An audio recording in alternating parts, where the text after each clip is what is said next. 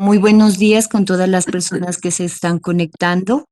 Bienvenidos a este espacio virtual que está dentro de la programación cultural del Centro Cultural Banco de la República. El día de hoy vamos a tener un diálogo interactivo alrededor de el río Guaitara como límite y unión en la frontera colombo-ecuatoriana y la importancia de su restauración ecológica, sin pasar por alto que este río se convierte en uno de nuestros patrimonios naturales más importantes que tenemos en la región. La conferencia va a ser trabajada por Alexander Yama Pinchao, reconocido activista ambiental dentro de nuestra región y también fundador de la Fundación Mayunca, con quienes hemos tenido el grato placer de trabajar durante mucho tiempo acerca de temas ambientales. Por lo tanto, sugiero de que alrededor de esta conferencia, Pasado de tope a tope, y sale con esta raya, amiga. perdón, voy a silenciar. Por lo tanto, sugiero que alrededor de esta conferencia podamos estar atentos y después daremos un tiempo para sugerencias, inquietudes o aportes. Bienvenidos todos, disfruten el momento y le cedo la palabra a Alexander. Alexander, ¿puedes por favor activar tu cámara? Ya estoy en eso. Bueno, Gracias. muy buenos días con todos. Un saludo fraternal para todos.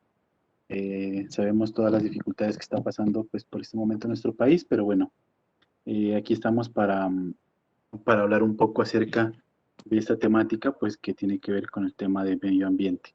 Alexander, tu cámara no está activada. A ver, ya, perdón, ya, ahí ya. Ya, ahí ya. Ya, disculpe. Bueno, Johanna, ya te envié la presentación a tu correo para que revises, por favor, para que me puedas colaborar con eso. Ya está. Bueno, el día de hoy,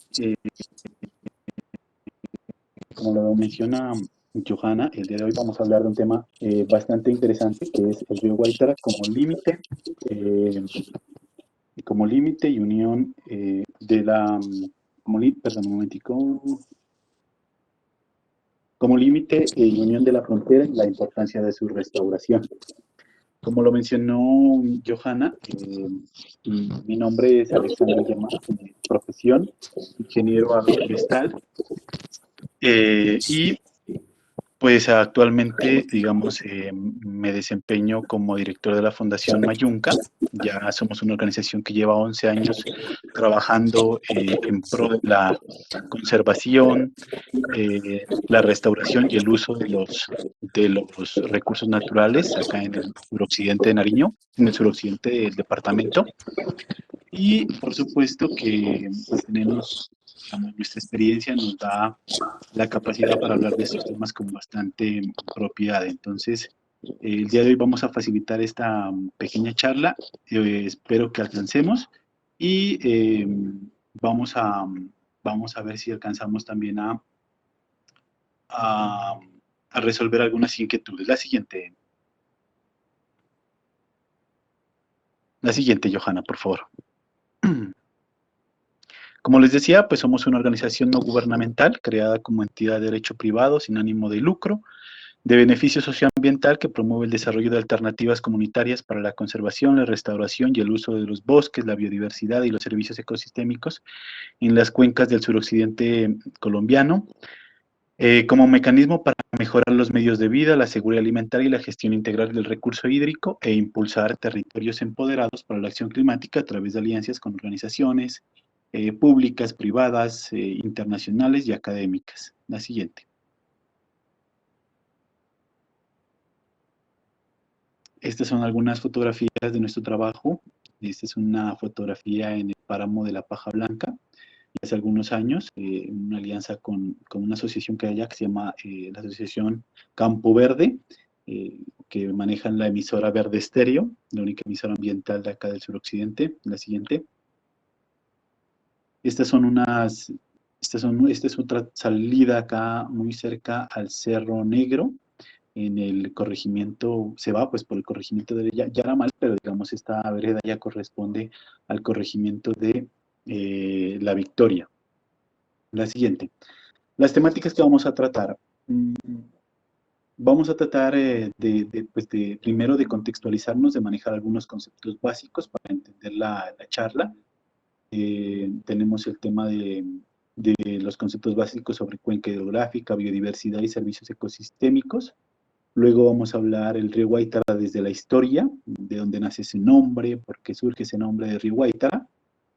Luego vamos a hablar de qué conocemos de nuestra cuenca hidrográfica del río Guaitara, lo que las investigaciones y los estudios que han realizado las instituciones nos dicen acerca de nuestra cuenca. Luego vamos de nuevo a retomar otros conceptos como el tema de restauración de ecosistemas. Vamos a ver cuál es la problemática principal de nuestra cuenca y por último, cómo desde nuestra fundación y desde las diferentes iniciativas pues, públicas, privadas, individuales o colectivas se puede contribuir a solucionar estas problemáticas. La siguiente.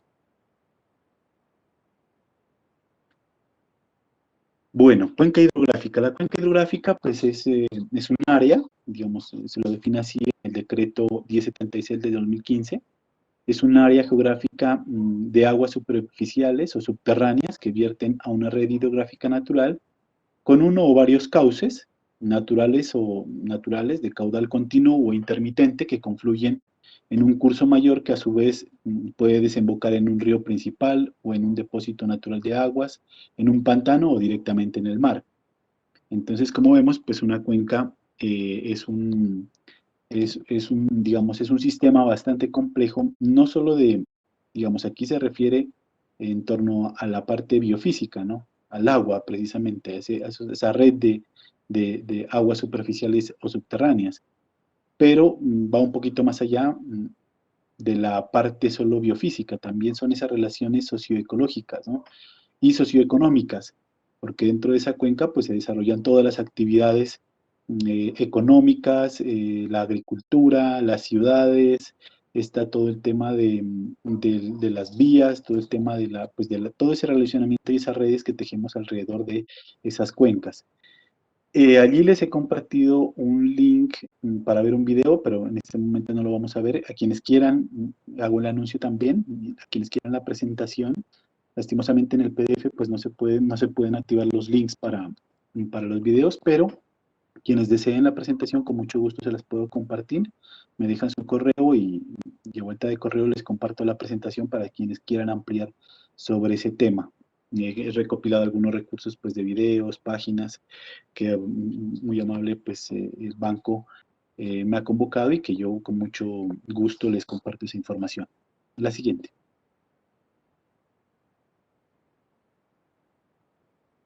Bueno, aquí vemos lo que es precisamente una cuenca. Es esa red precisamente que hay, digamos, en nuestros territorios, esa como olla, antes se llamaba la olla hidrográfica, pero es esa red de pequeños cimientos de agua que fluyen hacia lo que decíamos en la definición anterior, que fluyen hacia un solo cauce o hacia una sola fuente, ya sea un río, un lago, o puede ser el océano o un río principal, pero que definitivamente también está marcado por muchas relaciones socioecológicas, ¿no? Y socioeconómicas, como lo mencionaba. Ahí está la agricultura, están las viviendas, están los sistemas de riego, están los bosques, están los humedales, están, bueno, lo que es infraestructura natural y todo lo que es infraestructura gris, ¿no? Y entonces todo eso, de una u otra forma, pues se llama cuenca, ¿no? Todo ese conjunto de relaciones y de redes que se tejen alrededor de este territorio, pues se denominan cuencas hidrográficas. La siguiente.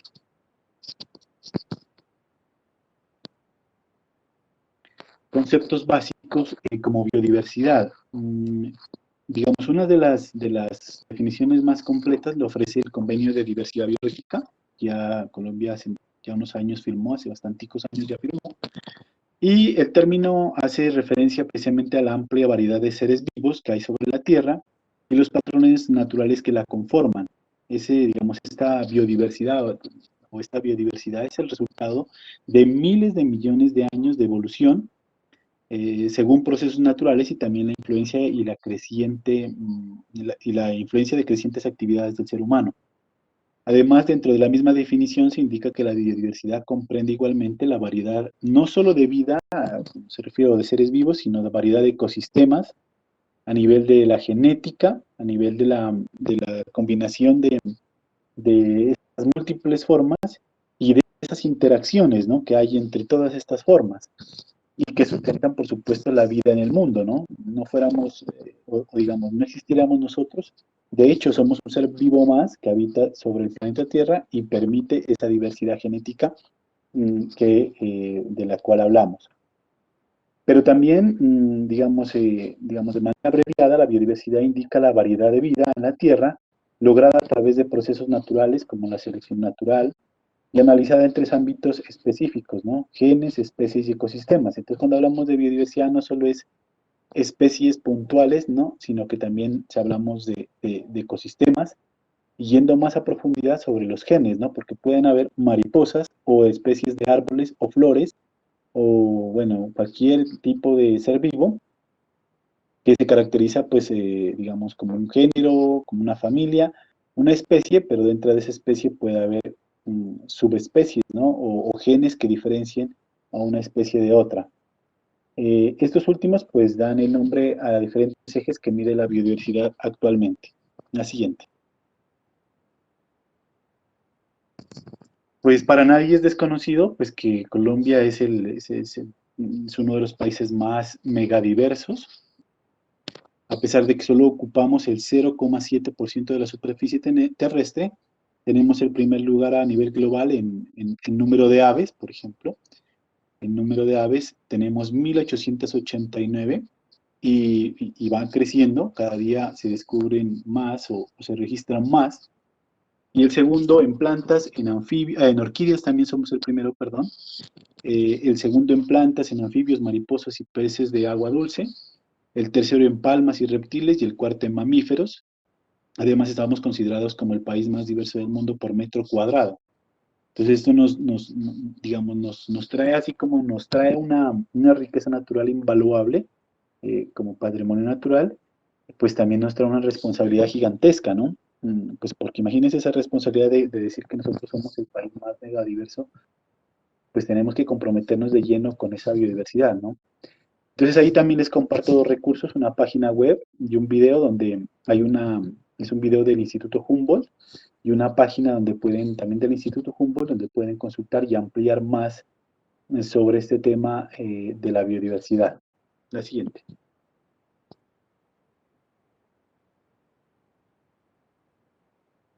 La siguiente, por favor, Johan. Bueno, ahora vamos a hablar un poquito de los servicios ecosistémicos. Johan, un poquito más atrás. Eso ahí. En cuanto a los servicios ecosistémicos, pues son son en términos amplios, los beneficios que nosotros los seres humanos recibimos u obtenemos de los ecosistemas que soportan y satisfacen la vida humana, ¿no? A partir de la evolución de los ecosistemas, se reconoció que todas las personas del mundo dependemos de la naturaleza y de los servicios que ésta nos ofrece para poder llevar una vida saludable, segura y digna. Y, digamos, cuando se creó esta terminología, que fue hace muchos años en una conferencia de las Naciones Unidas, pues se habló o se dividieron en 4 tipos de servicios o de suministros, ¿no? De tipos de servicios ambientales. El primero están los servicios de suministro, que son productos obtenidos de los sistemas naturales y agroecosistemas, tales como alimentos, agua, madera, leña, recursos genéticos, fibras, entre otros, ¿no? Están los servicios de regulación, que son los beneficios que obtenemos de los procesos ecosistémicos que influyen sobre la regulación climática, el ciclo hidrológico, el control de inundaciones, la regulación de enfermedades y la purificación del agua. Aquí hago un paréntesis, y es que cuando estamos en plena pandemia, pues se ha hablado mucho y, digamos, ya se está comprobando científicamente de que precisamente este virus surgió de, de un ecosistema, ¿no? Salió desde la naturaleza, ¿no? Y por efecto, pues, de esa relación tan íntima que ya tenemos con estos ecosistemas, pues, eh, se ha logrado determinar, pues, que esta enfermedad estaba en los animales y se logró transmitir a los seres humanos. Entonces, miren que estos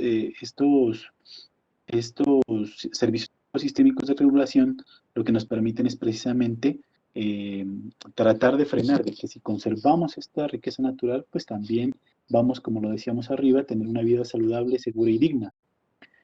Los servicios, también tenemos los servicios de soporte, que son servicios necesarios para la provisión de otros servicios, por ejemplo, la formación del suelo, el reciclaje de nutrientes, y la producción primaria, pues, de estos servicios, ¿no?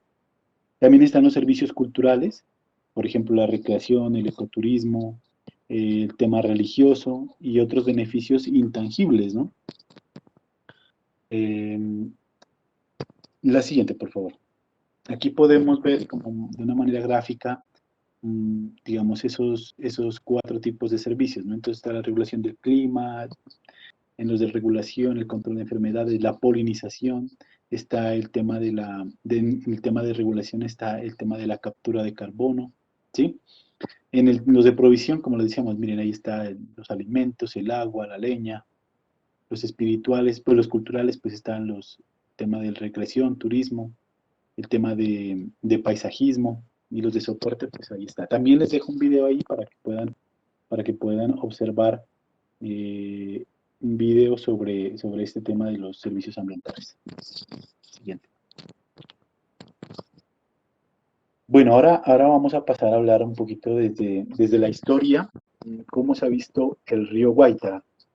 El río Guaitara, Johanna, la siguiente, por favor. El río Guaitara desde la historia.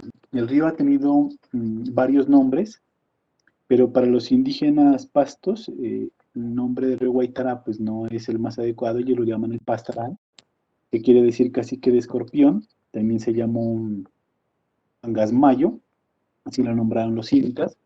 Angasmayo, que viene de Anca, de águila de los Andes, o gavilán, y Ancam o Anjas, que significa o azul, ¿no? Y Mayu, que significa río. Entonces, el río del águila de los Andes o el río azul, ¿sí? Algunos historiadores afirman que el Guaitara se lo pusieron los españoles, ¿no?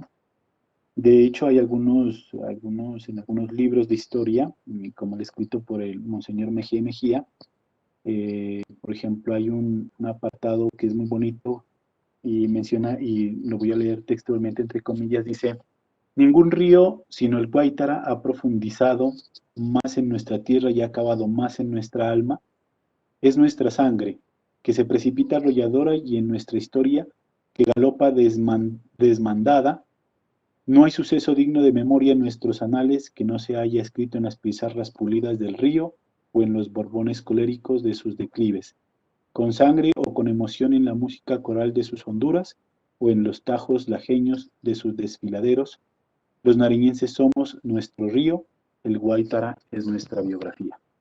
Entonces, con esas palabras, pues lo que menciona aquí Monseñor es que el Guaitara es un río que atraviesa gran parte de los 54 municipios que hay en el departamento. 33 están atravesados, ya lo vamos a ver más adelante, 33 atravesados por el río Guaitara. La siguiente.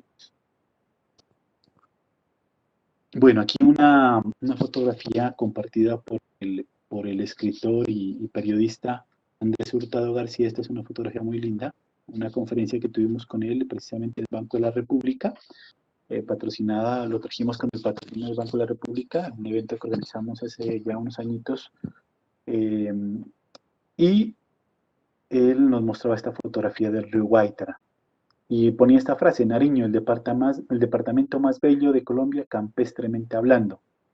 Entonces él decía que el departamento de Nariño es como lo dicen todos, una colcha de retazos, pero que es lo más lindo que él como fotógrafo y como una persona que ha visitado el departamento en muchas ocasiones, pues le parece hermosísimo los paisajes de Nariño, ¿no?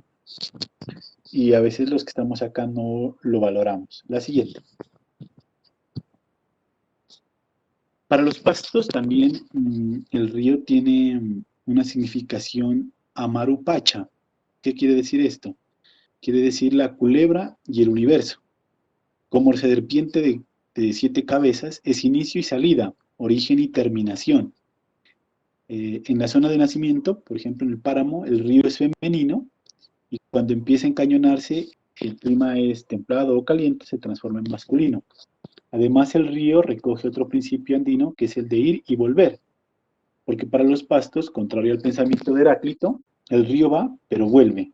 ¿Sí? Entonces es ahí donde la significación del río como lo miramos, como femenino, como masculino, como inicio y fin, como toda esa significación que tiene el río para las comunidades indígenas, ¿no?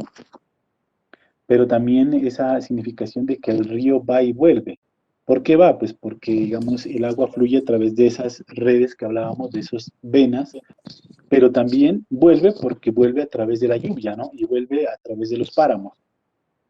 También algunos expertos afirman que el nombre Guaitara quiere decir agua rápida en quechua, ¿no? Otros dicen que Guaitara hace alusión al nombre de una de las princesas que tenía Huayna Capac, y en honor a ella le puso ese nombre. Otros sugieren que Guaitara en lengua aymara quiere decir culebra cambiante. De hecho, también acompañamos una tesis de una periodista, también hace algunos años ya, que llamó eh, a su texto de que es de, lo llamó el río Guaitara, la serpiente cambiante, ¿no? Entonces, es un texto también que les voy a compartir a los que quieran con mucho gusto, para que puedan mirar ese texto, que es es una crónica de viaje, que lo realiza la periodista Diana Prada, como su tesis de grado para obtener el título de periodista. La siguiente, por favor. La siguiente.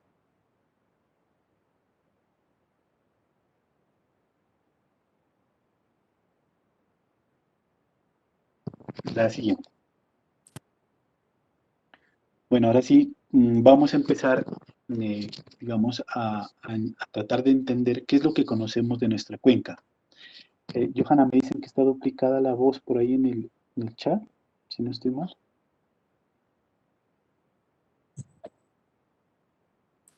Pues en mi caso la escucho bien. No, no, no sé si hay alguien más en el público que tenga la misma. Estaban escribiendo que como que se estaba duplicando el... No sé si alguien más en el público tenga el mismo inconveniente para que nos lo haga saber, pero en mi caso yo escucho bien. Ya.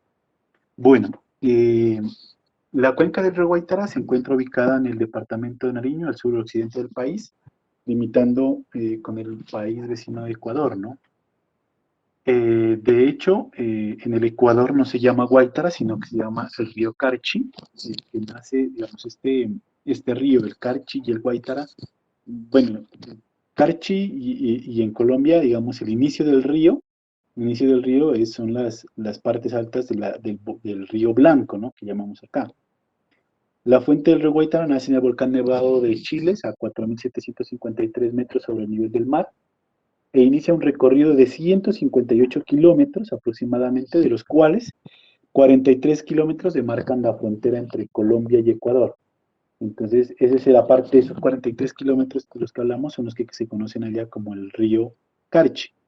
Pero en Colombia, digamos, las aguas nacen en la quebrada Játiva, que se unen después a las del riachuelo Alumbre, que después, digamos, con otras quebradas más dan, o es donde nace el río Blanco, ¿no? Que luego el río Carchi y el río Blanco se unen en Rumichaca, ¿sí? Y ahí en Rumichaca, de ahí para acá se comienza a llamar el río Guaitara, ¿no? La siguiente.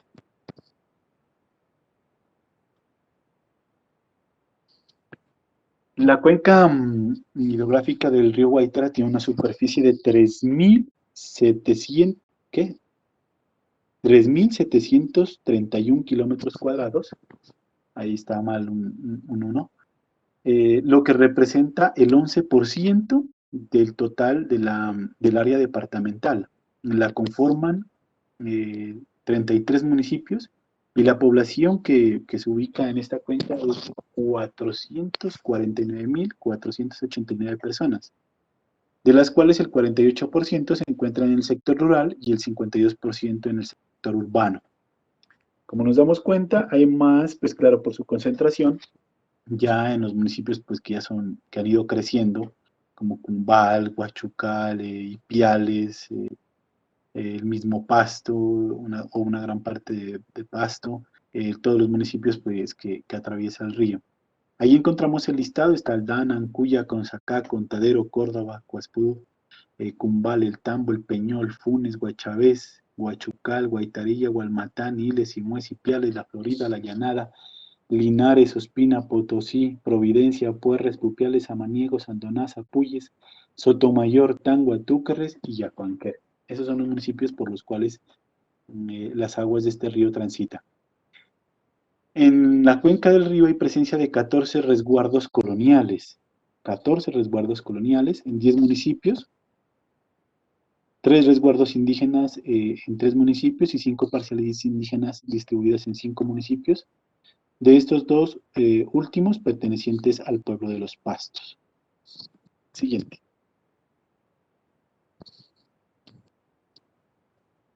Aquí también quiero mencionar que esta cuenca tiene algo muy particular y digamos, esta cuenca hace parte, digamos, a nivel binacional, pues digamos, es una cuenca binacional, digamos, porque la compartimos entre Colombia y Ecuador como línea limítrofe, pero también es transfronteriza porque, digamos, su parte biofísica traspasa esas líneas fronterizas, ¿no? Entonces, por eso se llama una cuenca transfronteriza. De hecho, hace 2 o 3 años, si no estoy mal, 2018, se construyó de manera binacional el tema de del plan de ordenamiento, el plan de gestión integral de los recursos hídricos de la cuenca binacional y transfronteriza del río Guaitara, o Carchi Guaitara, ¿no? No sé qué pasó, Johanna, la presentación se fue. No, en este momento está activada. Yo no la miro. Yo no la miro, pero bueno. ¿Alguien Ahí la más de pronto, si no la miran, alguien más?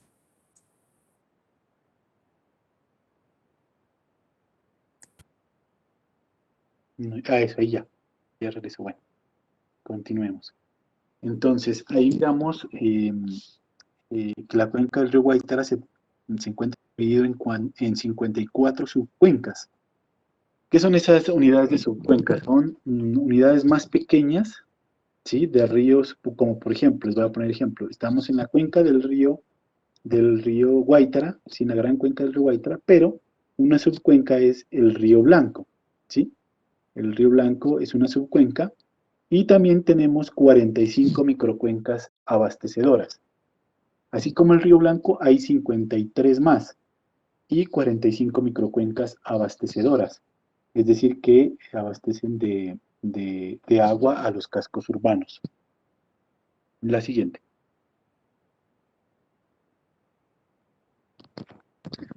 En lo relacionado con la calidad del agua, digamos, este estudio, aquí, digamos, voy a dar digamos, los créditos a Corpo Nariño y al Ministerio del Ambiente, que hace unos años ya se contrató el Plan de Ordenamiento y Manejo de la Cuenca Hidrográfica del río Guaitara.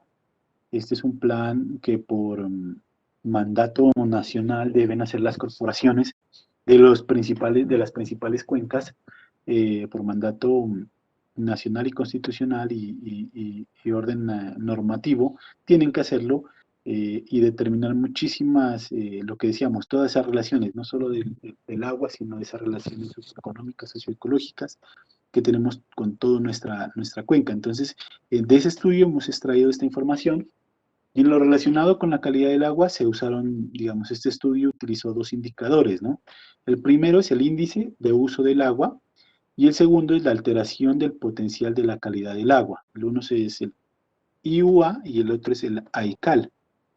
El IUA o el índice de uso de agua establece áreas críticas en las cuales es necesario iniciar programas de conservación. Entonces, miren, por ejemplo, donde es crítica la situación y donde es necesario evitar, digamos, esos conflictos, pues encontramos esa zona roja, toda esa zona roja que está ahí, que ustedes ven en el mapa, pues es esa zona donde está, digamos, ese índice mucho más alto, donde se podrían presentar mayores conflictos y es donde hay que intervenir con mayor firmeza para que esos conflictos no se presenten. Miren, por ejemplo, la zona verde, ¿no? Son municipios, digamos, donde este índice es más bajo, es más o menos, digamos, donde desemboca la cuenca, ¿cierto? Entonces, perdón, donde nace la cuenca, entonces, sí, el norte está no, estaba mal orientado, pero esa manchita gris que ustedes ven a un lado, esa es la laguna de la Cocha, ¿sí? Entonces, toda esa parte verde de acá es donde encontramos todos los ecosistemas de páramo de Cumbal, de Chiles, todo ese complejo de páramos, pero para abajo es donde se encuentra la zona más crítica, ¿no? Donde ya observamos el tema de todo el tema de bosque seco y de todo el tema de subxerofitia, que es un fenómeno pues que se está presentando y más adelante lo vamos a ver, digamos que también se ha convertido en uno de los ecosistemas, también es bosque seco, pero también es uno de los ecosistemas que también se debe conservar, a pesar de que decimos que son zonas casi desérticas, pero tienen un valor ecológico y también son importantes dentro de la gestión de la cuenca. La siguiente, por favor.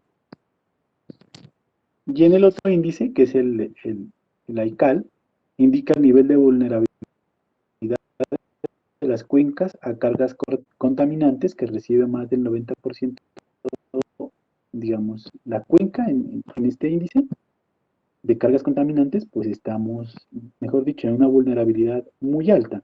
El 62.96% de la cuenca está en una vulnerabilidad muy alta por cargas contaminantes. ¿Por qué? Porque precisamente no se han iniciado todas esas obras que se deben hacer para hacer el tratamiento de las aguas residuales. Entonces, de los 34 municipios habrá 3 o 4 que cumplen con la norma, pero el resto no la cumple.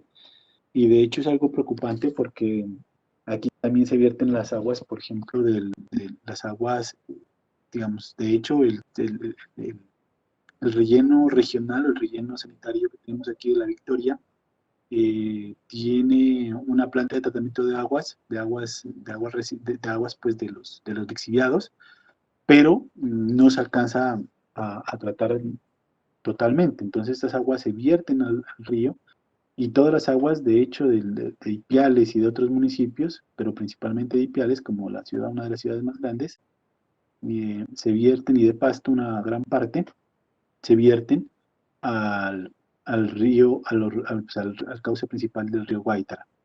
Entonces, de hecho, aquí en Ipiales, varios también otros activistas también, y digamos, desde otro enfoque, desde el enfoque del derecho, pues han iniciado acciones para restablecer acciones que permitan a las administraciones municipales y a Corpo Nariño rendir informes de cómo se está abordando esa temática, porque es complicadísimo. De hecho, ya a nivel internacional y a nivel nacional se han declarado varios ríos como sujetos de derecho. Y de hecho, bajo esa premisa se instauró una tengo entendido que es ¿cómo se llama esta?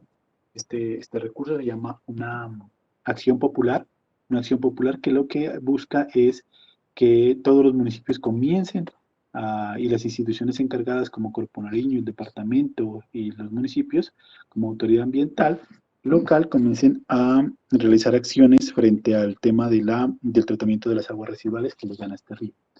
Entonces, es bastante compleja la situación. Y pues digamos que es compleja y bueno, y en algunos municipios se agudiza. Nosotros en Ipiales la conocemos muy bien y es el tema del río Chiquito. Nosotros tomamos agua, un agua tratada y bueno, digamos que viene del río, de uno de los ríos que abastece el río Blanco, que se llama el río Chiquito, que nace en las partes altas del volcán Cumbal, y que ese río, pasando por el municipio de Cumbal, se botan sus aguas servidas y aguas más abajo nosotros tenemos la Boca Toma. Eh, y más adelante vamos a ver unas fotografías de ese tema. Pero que sí, definitivamente es un tema que se debe abordar. Hay proyectos que se están implementando. Aquí en Ipiales se tenía ya un proyecto del PNUD para montar una planta de tratamiento ahí en el río Chiquito, pero de esas cosas que uno no entiende, de las administraciones públicas y a veces de las comunidades indígenas, pues ese proyecto no ha sido posible implementarlo, y por eso a nosotros los ipialeños nos cuesta cada día más tratar esa agua, y además que no contamos con una planta de tratamiento lo suficientemente grande, y que la que actualmente tenemos pues ya no da abasto, ¿no? Entonces la situación es más compleja todavía. La siguiente.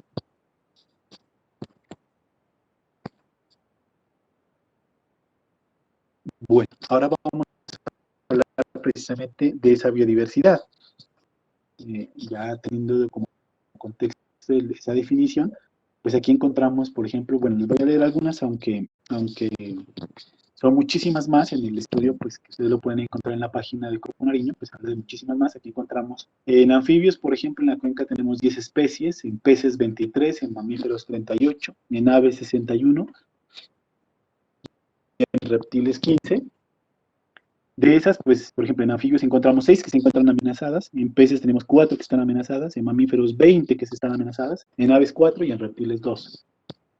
Y ahí muestra un porcentaje digamos, de lo que está registrado a nivel nacional, ¿no? Entonces, como vemos, tenemos una gran riqueza todavía en nuestra cuenca hidrográfica, pero que tenemos que seguirla valorando y seguir pues trabajando por eh, mejorar esas condiciones para toda esta biodiversidad. La siguiente. Ahí encontramos algunas especies con algún grado de amenaza, por ejemplo, la siguiente. Por ejemplo, el Tapirus pinchaque, ¿sí? Que es la danta. Está, aunque ustedes no lo crean, aquí hay nutria, ¿sí? En el río, claro, por supuesto, en la parte baja, no, más arriba, por favor, es en esa.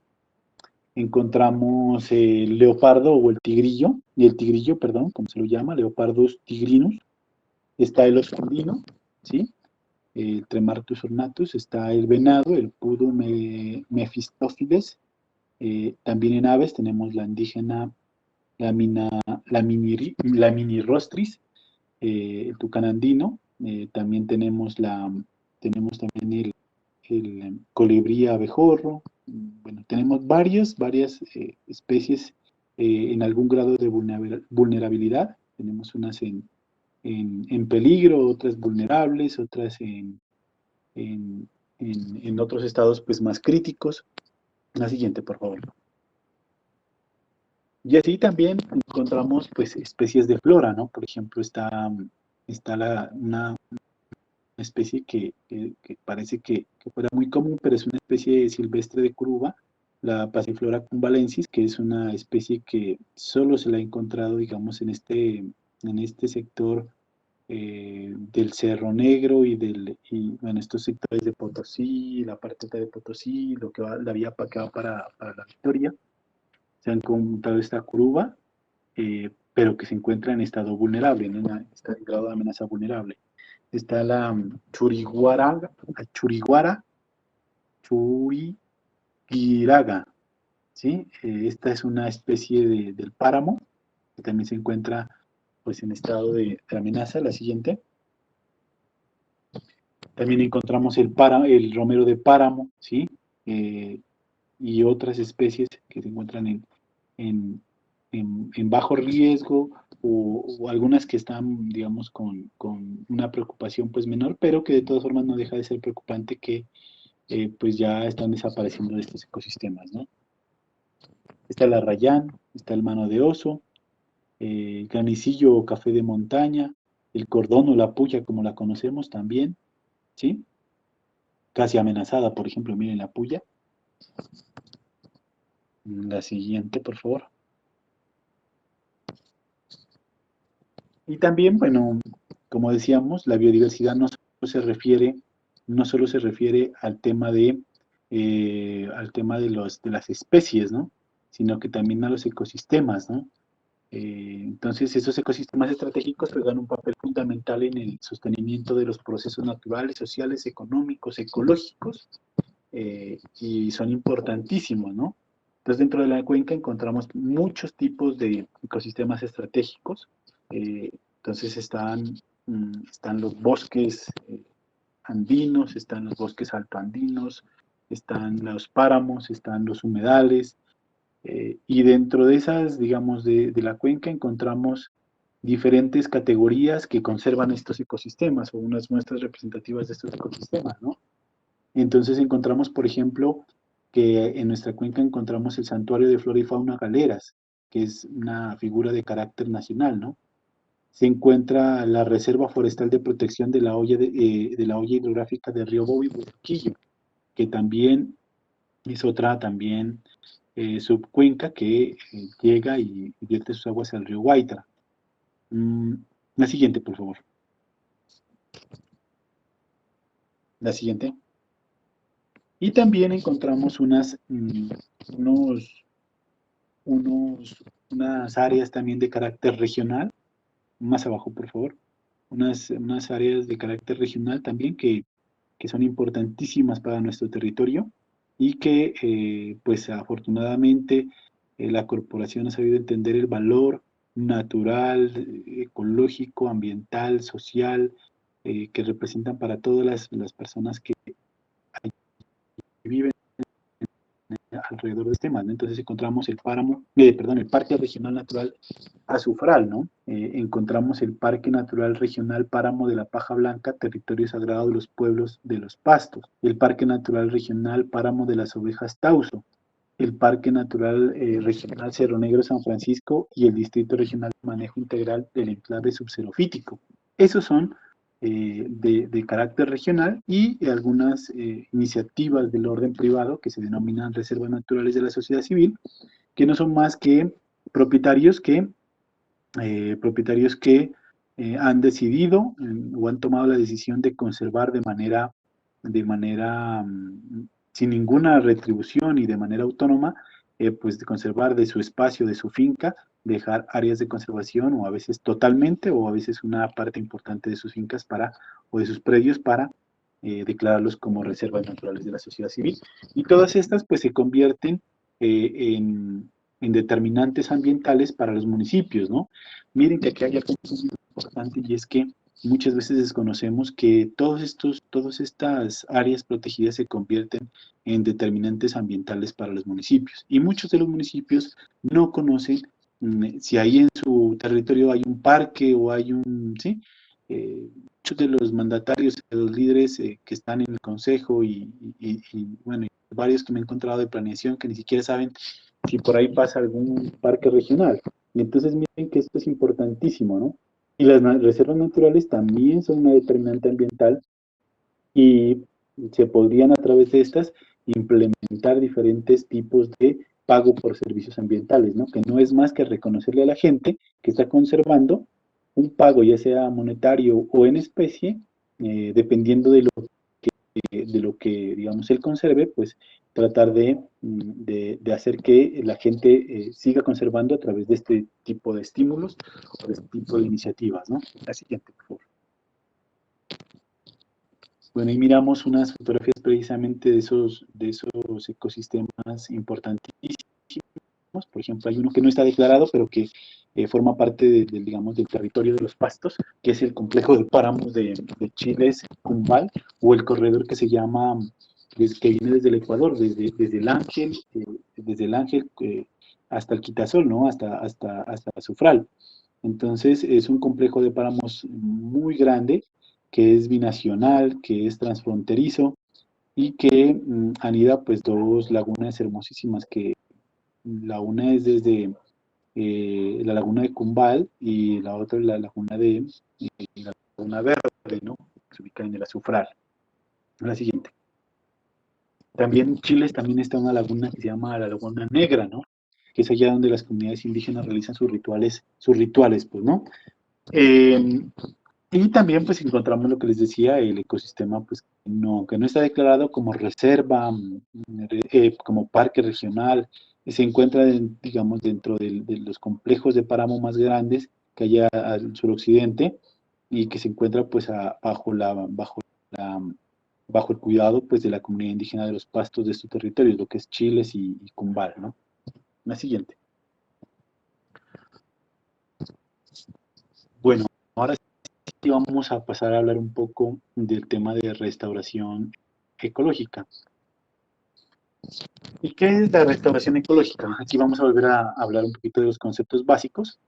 Restaurar los ecosistemas significa favorecer la recuperación de aquellos ecosistemas que ya han sido degradados o destruidos, así como conservar los que todavía siguen intactos.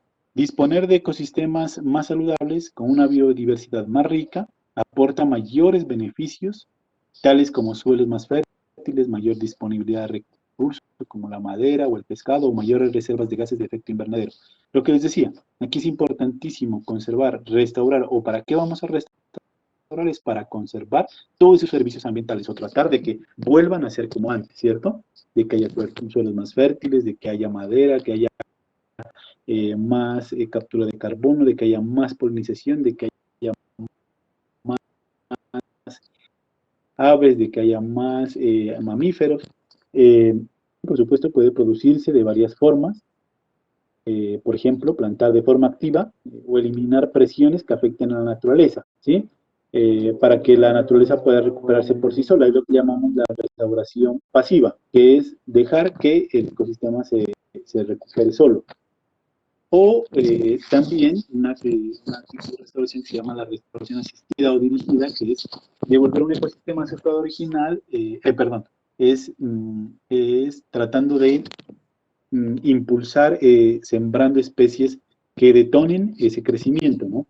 Entonces, pues quisiéramos que todos los ecosistemas vuelvan a su estado original, pero es digamos, muy difícil y pues es bastante complejo, ¿no?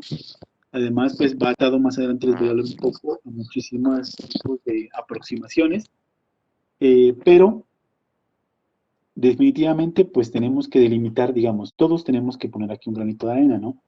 Entendemos que se necesita tierra para producir agua, se necesita infraestructura por ejemplo, infraestructura gris.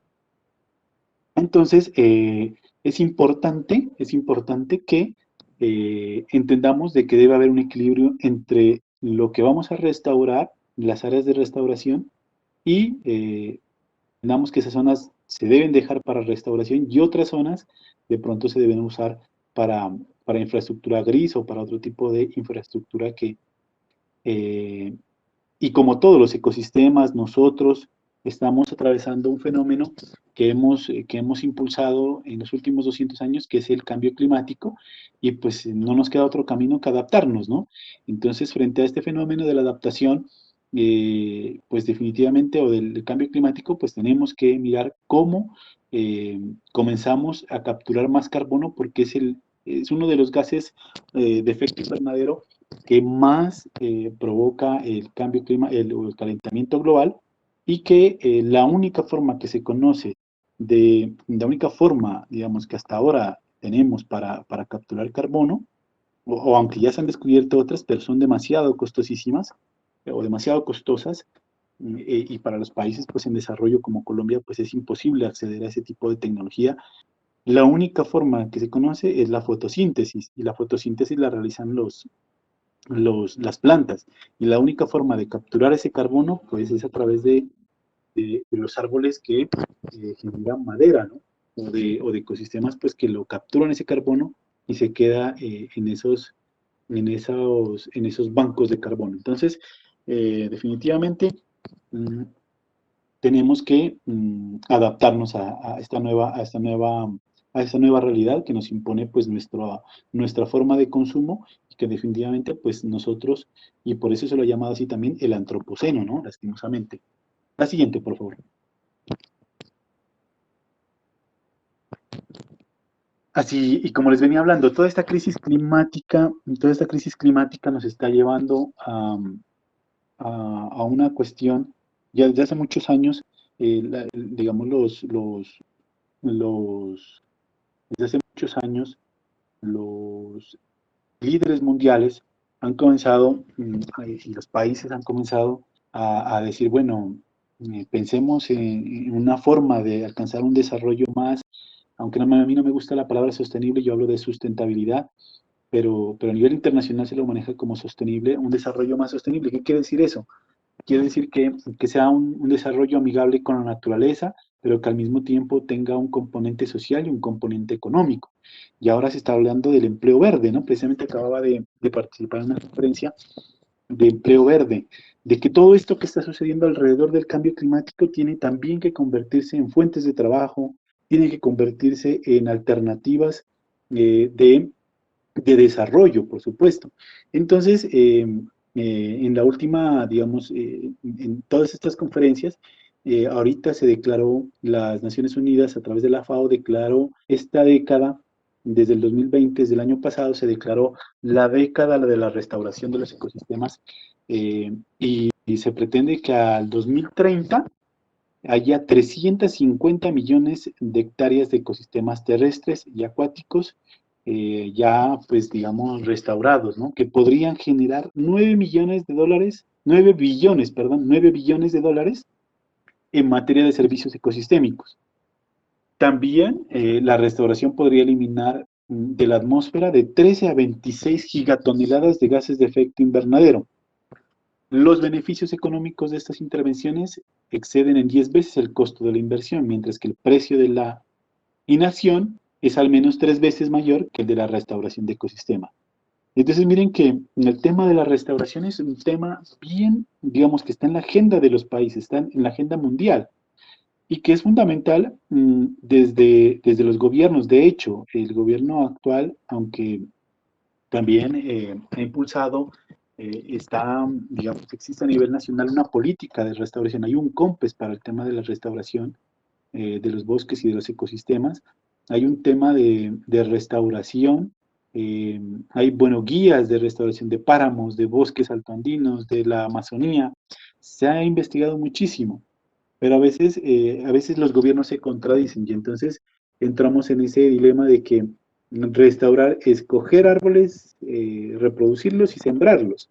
Y a veces no es tan fácil como parece, y entonces aquí es donde también tenemos que tener algo de responsabilidad con la forma como hacemos la restauración. Entonces, um, ojalá estén participando aquí gente que ha participado de esas siembras, para que también piense en cómo ha hecho esas intervenciones, y pues por supuesto no es demeritando el trabajo de ninguna institución ni nada por el estilo, pero por ejemplo, miren, están las 180 millones de árboles sembrados en Colombia en este gobierno, pero uno va a mirar dónde se han sembrado y la verdad no existen informes, no están, digamos, lo que uno ve es fotografías y videos, pero no ve nada más.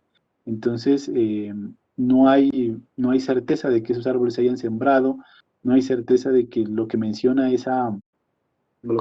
los organismos institucionales, como el Ministerio del Ambiente, pues se lleve como esa, como esa contabilidad, ¿no? Como ese seguimiento, ese control.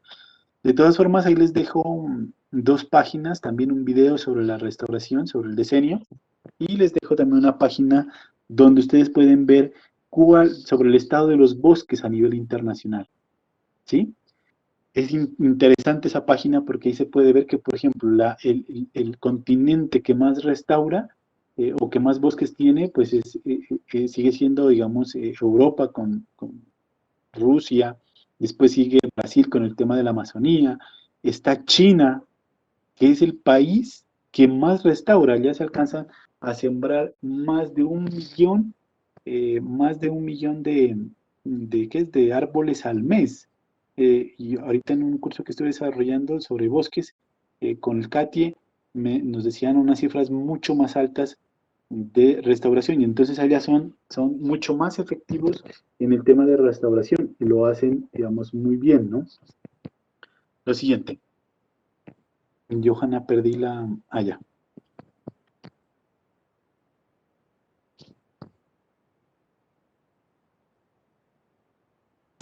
Johanna.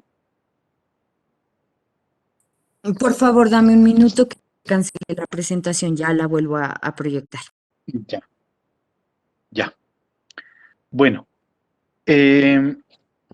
También la restauración, digamos, o la degradación de nuestros bosques y de toda nuestra riqueza natural en las cuencas, a veces se deben también a producto de políticas nocivas, ¿no? Por ejemplo, bueno, ahora ya no tanto, pero antes, por ejemplo, a la gente le decían, vaya, tumbe montaña y todo lo que esté limpio yo se lo escrituro o le doy tenencia sobre esa tierra.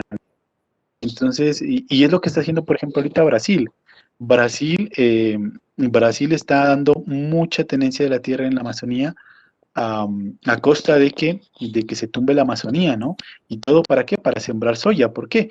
Porque la soya es la que alimenta gran parte de la carne que nos comemos nosotros como individuos, ¿no? Entonces, una vez Félixon, sí, más abajo, por qué favor, pena. más abajo. ¿Puedes confirmar en qué número íbamos? La siguiente, dale, dale, dale. Dale. Más abajo. ¿Cómo se Otra. llama? Ahí, ahí. No, la siguiente, la siguiente. Esa. Ahí, ahí, gracias. Entonces, Gracias. como les decía, ahí nomás, eso ahí, deja. Entonces, como les decía, puede ser el producto de esas políticas a veces nocivas, ¿no? Por ejemplo, miren, el tema de los páramos, a veces dicen, no entran los páramos. Lo que pasó hace no sé, como 4 meses, 5 meses, el tema de que se quemó el páramo de Cumbal, cerca de 200 hectáreas. ¿Y para qué? Para sembrar papa. Entonces, a veces esas políticas, claro, a veces uno entiende que la gente no tiene tierra, ¿no? Pero, no, digamos, a costa de unos pocos, se está sacrificando el bienestar de muchos, del agua, de los ecosistemas, de la biodiversidad. Entonces, igual pasa en las ciudades, ¿no? Otro ejemplo, por ejemplo, el tema de las aguas hervidas. Debe ser responsabilidad nuestra, el tema de los residuos sólidos. Por ejemplo, miren, esas acciones como reciclar, o sea, ser conscientes de que reciclar es fundamental, de que no vaya tanto residuo a nuestro relleno sanitario. Entonces son acciones que de verdad, o sea, no necesita usted ir a sembrar un árbol, pues porque a veces ni siquiera lo puede hacer, pero haga acciones en el diario vivir que le permitan proteger por lo menos, y no piensen en usted, porque muchos de los que de pronto estamos participando en esta conferencia ya vivimos parte de nuestra vida, pero pensemos en los que vienen detrás nuestro, ¿no?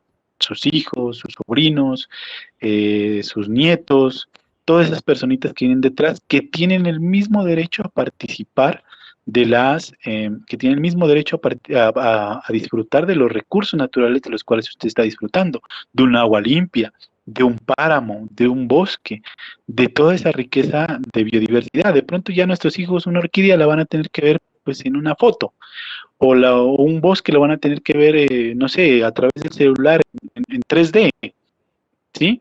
Entonces, todo esto, lastimosamente, pues lo estamos viendo ya, y definitivamente el tema ambiental debe estar en lo cotidiano, en lo diario, en lo que hacemos a diario.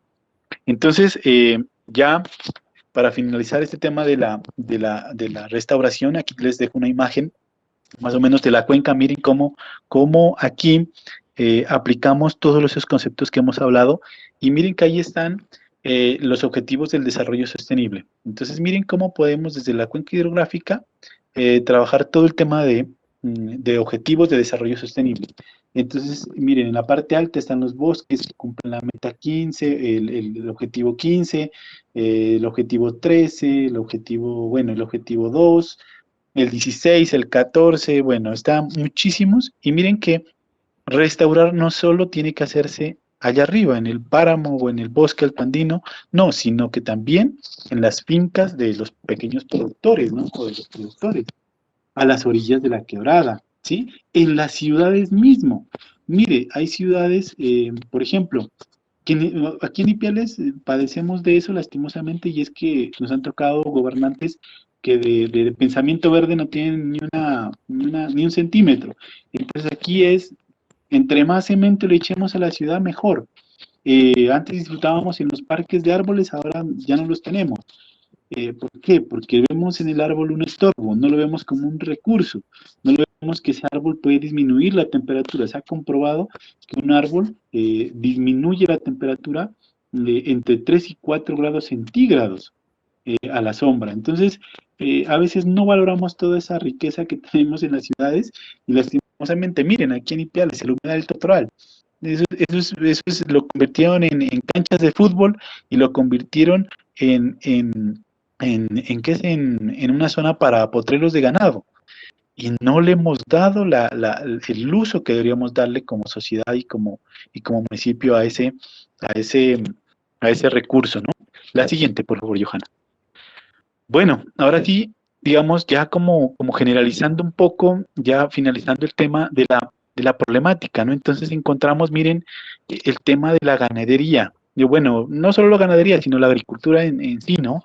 La agricultura, los sistemas de producción que tenemos a veces van en contravía. Entonces, miren que para tener una vaca o 2 vacas hay que tumbar una hectárea. Y entonces no aprovechamos esa riqueza que tenemos en árboles, en arbustos, que muchos de esos ya se han hecho investigaciones para que, de hecho, por aquí está la profesora, que es la profesora Erika. Ella dicta un curso del SENA que es sobre sistemas silvopastoriles, pero a nuestros agricultores esa información no les llega, o nos han metido una forma de desarrollo que todavía no logramos desencajar, ¿no? De que tenemos que tener a las vacas ahí en un potrero, y si no, pues no producen. Tenemos todavía el fenómeno, pues, de la tala, del fenómeno ¿qué es? De la deforestación. Todavía algunos para obtener carbón, otros ampliación de la frontera agrícola. Usted subiendo para Cumbal o para Potosí o para La Victoria, para donde quiera que vaya, para la paja blanca o va a haber este fenómeno de los cultivos y el páramo ya ahí conviviendo. Pero lo que más preocupa no es eso, sino que a veces con los agroquímicos que le echan a la papa, pues ahí al lado está el páramo, ¿no? Entonces van acabando primero con las plagas que afectan a la papa, y segundo van acabando con la flora buena, con la fauna, digamos, o con los organismos benéficos que hay en el ecosistema. Todavía tenemos el tema de la leña. La siguiente, por favor. Y como les decía, ¿no? El fenómeno más acentuado que tenemos aquí en nuestra cuenca es el tema de la contaminación por vertimientos.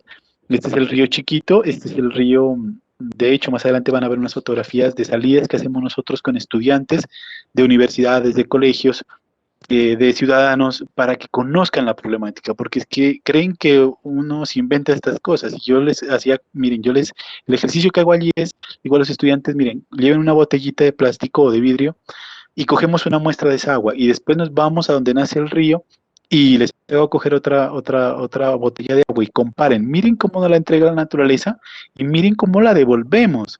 Es que es ilógico, o sea, es inaudito atentar contra nuestra propia vida, ¿no? Porque, o sea, esto no se trata, puede que desaparezcan los peces y de que fauna nativa desaparezca, pero al final, ¿quiénes son los que se van a ver afectados? Pues nosotros, los seres humanos, ¿no?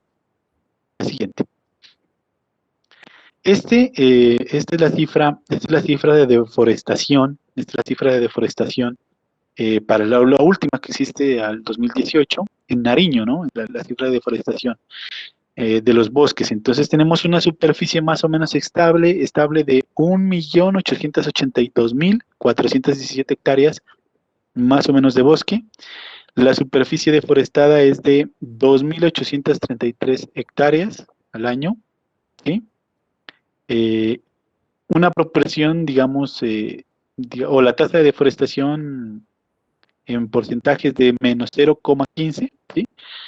Pero digamos, el promedio anual es gigantesco y todo eso son hectáreas en el pie de monte, todos son hectáreas acá en la zona andina, en la zona de cordillera, que se tumban para la gran parte es por culpa de los cultivos de uso ilícito, ¿no? Entonces, es una problemática bastante seria que está afectando a nuestra cuenca. La siguiente, por favor.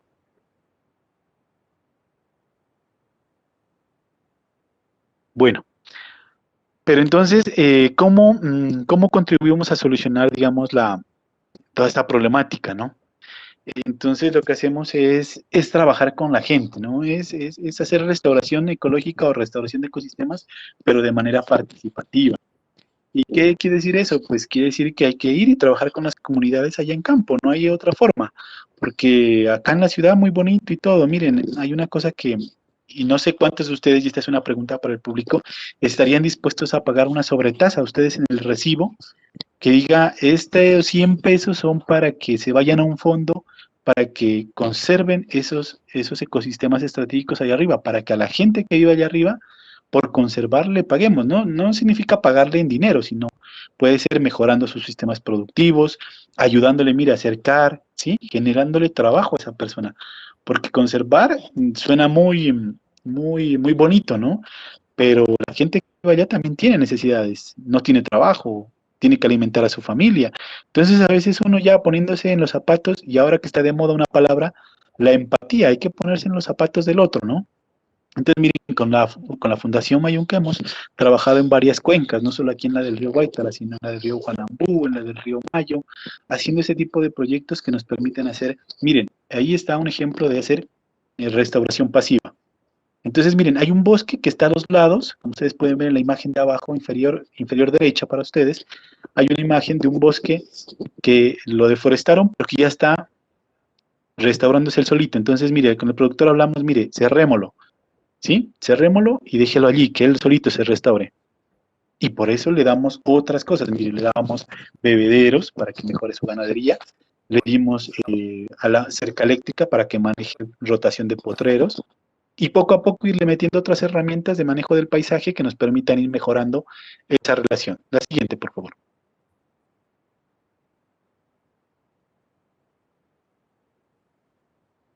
En esta ustedes pueden ver, miren que nosotros impulsamos mucho el tema de restauración con especies nativas. Y es algo que a mí me asombra, una cifra que quiero darles. El 90% de las restauraciones aquí en Colombia no se hacen con especies nativas, se hacen con especies foráneas.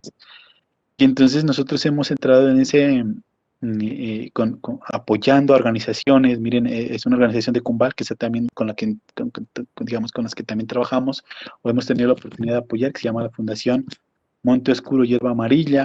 En el norte trabajamos con varias organizaciones de productores, y con ellos, ¿qué es lo que hacemos? Ellos tienen sus árboles nativos, ellos reproducen esos árboles nativos, ya sea por semilla, por esqueje, por estaca, y llevamos por ejemplo, mire, estudiantes de las universidades, de colegios, a que vayan y lo siembren, ¿sí? Ahí es donde los involucramos y sabemos que ese árbol va a tener digamos, un buen crecimiento, está asegurada su conservación, está asegurado su crecimiento porque son organizaciones que hacen bien la tarea, digámoslo así, ¿no? Que hacen bien la tarea y que llevan el seguimiento, pues, de esos árboles, ¿no? La siguiente, por favor. Bueno, ahí vemos la misma fotografía de arriba. Mm, Estamos haciendo aislamientos de zonas para que se conserven. La siguiente.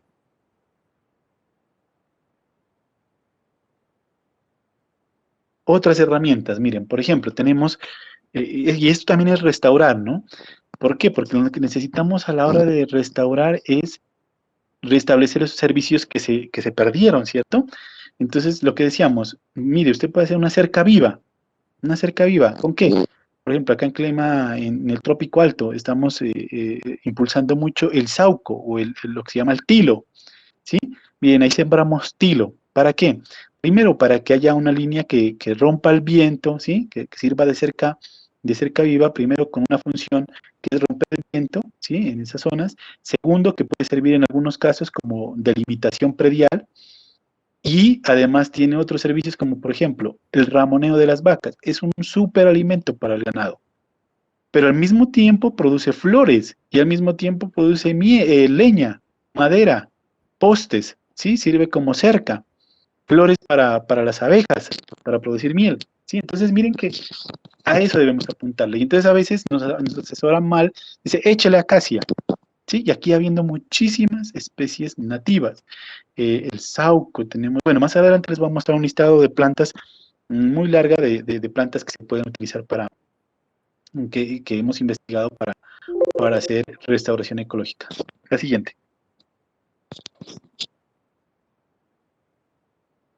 Otra forma, miren, a los ganaderos que todavía no creen, ¿no? Y eso está comprobado que, digamos, la ganadería bajo sombra o abierta en campo, pero, digamos, con algunos árboles dispersos, mejora la calidad de la ganadería, de la leche. Entonces se introducen árboles dispersos, ¿no? Miren, a veces la naturaleza nos enseña y a veces quedan esos árboles, ¿no? Esos árboles que quedan ahí en los potreros, hay que impulsarlos para que siembren nutricos. Ahí debajo las vacas se resguardan de la lluvia, del sol, y capturan carbono, producen madera, generan flores, generan captura de carbono y bueno, y vuelven más amigables. Igual, ¿no? También se pueden hacer, digamos, lo que se llama los corredores ecológicos o los corredores riparios, que son alrededor de las pequeñas fuentes de agua, dejar por normativa se tiene que dejar 30 metros, pero en nuestros pequeños campos, donde el campesino tiene menos de una hectárea, pues es imposible decirle deje 30 metros, ¿no? Pero si usted deja 4 o 5 metricos, pues ya está mejorando no solo el agua para usted, ¿no? Sino que está generando muchísimos otros servicios ambientales, ¿no? La siguiente. Y por supuesto también está la huerta casera, ¿no? Que también es otra forma de abordar la restauración ecológica. Están las prácticas agroforestales, entonces están los alimentos, los frutales, están las hortalizas, están todos estos sistemas pues, productivos, ¿no? La siguiente. Y aquí encontramos, miren, por ejemplo, viveros, digamos, familiares, y de gente que ya está viendo esto como una forma de generar empleo en el campo, ¿no? De hacer restauración ecológica, miren.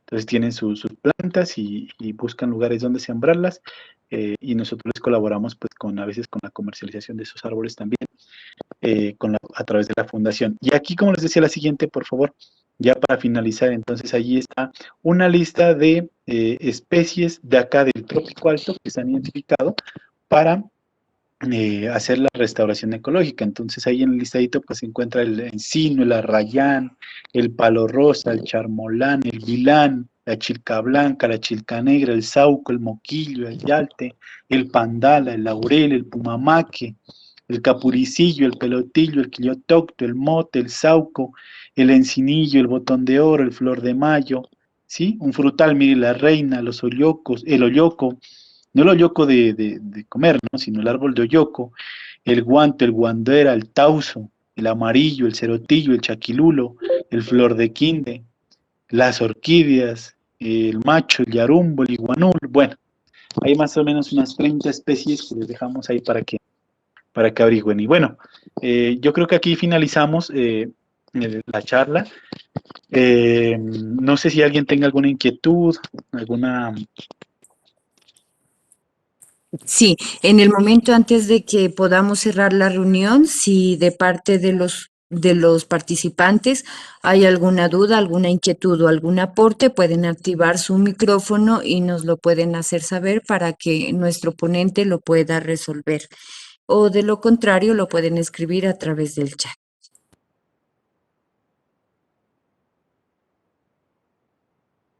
¿Aló? Sí, Sí, lo escuchamos. Bien, gracias, ¿no? Excelente la exposición. Me gustó la parte cómo describen las comunidades indígenas que están al margen, digamos, del río Guaitara y todas las propuestas que hay, ¿no? Para reforestar, para conservar el medio ambiente.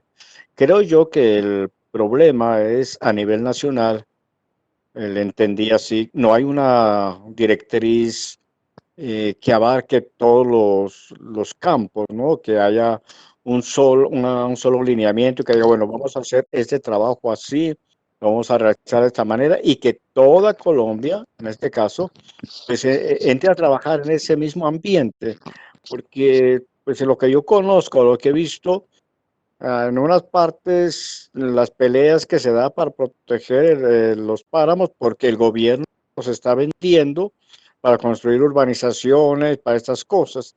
Entonces no hay una línea lógica. En cuanto a lo que hace un tiempito se incendió el páramo de Cumbal, también es preocupante, pero es preocupante también que los indígenas no tienen tierra, mientras que los otros indígenas pues están como que aprovechando y apropiando de todo el terreno, entonces a los pobres los van excluyendo y pues no hay más remedio que irse a sembrar al páramo con todo el perjuicio que hace a la comunidad, pero yo creo que es un problema más de la distribución que debe darse de las tierras, una distribución equitativa que permita pues vivir en comunidad. Del resto, me gustaría tener una copia de este trabajo porque me parece importante y ojalá que se pudiera publicar un folleto, no sé, que se dé a conocer, que lo conozcan todos los colegios, las escuelas y en la misma ciudad, es decir, para entender un poco el, todo este meollo, todo este asunto. Felicitaciones, me parece un trabajo excelente. eh, Jaime, precisamente lo que usted dice, a veces se contradice el mismo Estado, ¿no?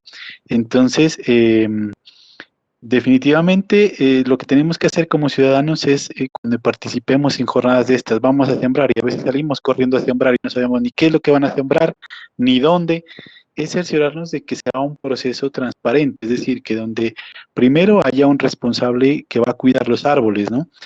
Segundo, un proceso donde utilicen especies nativas de esa zona, porque por ejemplo, no es lo mismo hablar por ejemplo, del ecosistema de páramo y allá vamos a llevar un, no sé, un moquillo o un pandala, no, pues son árboles que allá no van a prosperar. A veces especies foráneas, a veces, no, lleve acacia, lleve el pino, lleve el eucalipto o lleve otras especies que no son de acá. A veces el mismo aliso lo he visto en esos ecosistemas, ¿no? Entonces a veces uno dice, bueno, hay que repensar todo esto. Mire que con lo que ahora está haciendo el gobierno de los 100 de los 80 millones de árboles, pues uno se pone a pensar y a veces dice uno, ¿de dónde es que salen ese poco de árboles que uno no sabe de qué viveros? Conozco muchos viveros de experiencias comunitarias, sí, y que los hemos apoyado, por supuesto, pero también hay que ver dónde se siembran, cómo se siembran, y ahí es donde, pues, digamos, las personas que hemos tenido la fortuna de formarnos en este campo, pues podemos apoyar, ¿no? De todas formas, ya los estaremos, ojalá, invitando a, cuando todo esto mejore, los estaremos invitando a que participen de otras jornadas. Ya nos hemos suspendido por todo esto de la pandemia, pero estamos organizando gente para ver si podemos hacer siembras en predios donde el propietario se compromete, donde el propietario está comprometido con esa conservación y esa restauración. No sé, ¿alguien más que tenga alguna pregunta?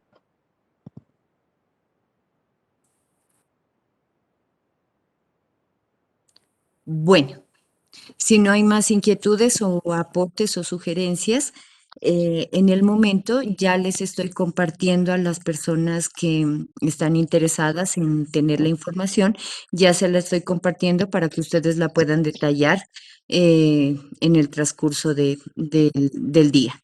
Muchísimas gracias a todos por acompañarnos, por brindarnos estos espacios y también los invitamos a que puedan seguir consultando en la página web del Banco de la República www.banrep.org para que puedan seguir explorando la página y consultando nuestras próximas actividades. Muchas gracias y felicitaciones para Alexander, quien desarrolla este bonito trabajo del cual quedamos muy satisfechos. Gracias a todos nuevamente y que pasen un feliz Muchas resto gracias. de día. Gracias. Muchas gracias a todos por su asistencia, muy amables.